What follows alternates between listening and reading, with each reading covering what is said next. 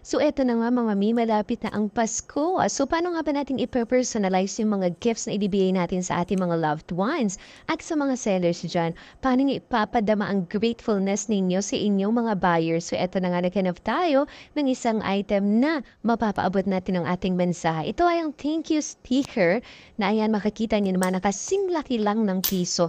At guys, ito ay less than 20 pesos lang, pero meron ka ng 500 pieces of stickers. So, ayan, para sa mga angpaw, pasensya na kayo, itim lang na envelope ang meron ako.